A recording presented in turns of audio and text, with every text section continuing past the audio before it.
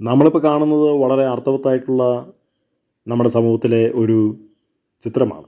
ഒരു മനുഷ്യൻ ഒരു പുസ്തകം അവൻ്റെ തലയുടെ നേർക്ക് തന്നെ കാണിക്കുന്നു. എന്നിട്ട് ഇപ്രകാരം പറയുന്നു, നിങ്ങളെ തന്നെ വായിക്കുക, മറ്റുള്ളവരെ അല്ല.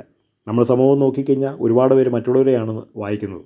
മറ്റുള്ളവർ നടന്നതും ഇരുന്നതും കുളിച്ചതും നനച്ചതും, മറ്റുള്ളവരുടെ വിദ്യാഭ്യാസം, അവൻ്റെ ജാതിയിലുള്ള പോരായ്മ, സൗന്ദര്യത്തിലുള്ള പോരായ്മ, വിദ്യാഭ്യാസത്തിലുള്ള പോരായ്മ, അവൻ്റെ നേട്ടങ്ങൾ, അവൻ്റെ കോട്ടങ്ങൾ, അവൻ്റെ കുടുംബത്തിൽ നടക്കുന്ന വിഷയങ്ങൾ, അവൻ്റെ ഭാര്യയും അവനും തമ്മിലുള്ള ബന്ധങ്ങൾ, അവരുടെ മക്കളും അവരും തമ്മിലുള്ള ബന്ധങ്ങൾ, അവരുടെ ജീവിതത്തിലെ പരാജയങ്ങൾ, അവരുടെ ജീവിതത്തിലെ കുറ്റം, അവരുടെ ജീവിതത്തിലെ കുറവ്, ഇതൊക്കെയാണ് ഭൂരിപക്ഷം പേരും തിരിച്ചും മറിച്ചും ഈ ചർച്ച ചെയ്തുകൊണ്ടിരിക്കുന്നത്. ഇതിനൊന്നും ആവശ്യമില്ല. നമ്മുടെ മുഖം ആ കണ്ണാടിയിൽ നോക്കിയാൽ മതി.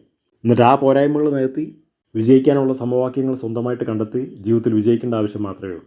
അങ്ങനെ ചെയ്താൽ മാവേലി നാട് വാണിയിടം കാലം മനുഷ്യരെല്ലാം ഒന്നുപോലെ എന്നുള്ള രീതിയിൽ നമ്മുടെ നാട് മാറും. പക്ഷേ നമ്മുടെ നാട്ടിലുള്ള ഭൂരിപക്ഷം പേരും അങ്ങനെയല്ല ചെയ്യുന്നത്. അവർ മറ്റുള്ളവരെ തന്നെ വായിക്കുന്നത്. മറ്റുള്ളവർ എന്ത് ചെയ്തു എന്നുള്ളതിനെക്കുറിച്ചാണ് അവർക്കധികം പേർക്കും അറിയേണ്ടത്. അവരുടെ സ്വന്തമായിട്ടുള്ള ജീവിതത്തിൽ ഒരു വിലയിരുത്തൽ നടത്താനോ അതിനെ അഭിഗതിക്കാനോ ഒന്നും അവർ തയ്യാറല്ല. അങ്ങനെ വലിയൊരു പോരായ്മ നമുക്ക് കാണാനായിട്ട് കഴിയുന്നുണ്ട്. നമ്മുടെ സമൂഹത്തിൽ നിന്ന് നടക്കുന്ന വഴക്കും അടിയും തല്ലും കൊലപാതകവും കത്തിക്കുത്തും ഒക്കെ മറ്റുള്ളവരുടെ ജീവിതവുമായിട്ട് നമ്മുടെ ജീവിതം താരതമ്യപ്പെടുത്തുമ്പോഴാണ് പ്രശ്നം ഉണ്ടാകുന്നത്. അല്ലെങ്കിൽ മറ്റുള്ളവരുടെ ജീവിതത്തിൽ നമ്മൾ ഇടപഴകുമ്പോഴാണ് ഈ പ്രശ്നം ഉണ്ടാകുന്നത്. നമ്മുടെ കാര്യം മാത്രം നോക്കി സമൂഹത്തിൻ്റെ നന്മയ്ക്ക് വേണ്ടി പ്രവർത്തിക്കാമെങ്കിൽ നമുക്ക് നല്ല ഒരു സമൂഹത്തിനെ വാർത്തെടുക്കാനായിട്ട് പറ്റും.